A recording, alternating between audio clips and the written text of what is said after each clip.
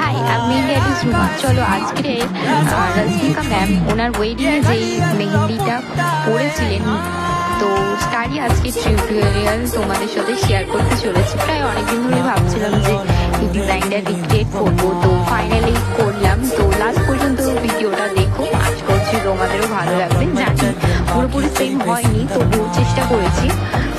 আর খুবই সিম্পল একটা ডিজাইন উনি ওনার ওয়েডিংয়ে করেছিলেন। তো শেষ পর্যন্ত ভিডিওটা দেখো, আশা করছি তোমাদের এই ডিজাইনটা পছন্দ হবে।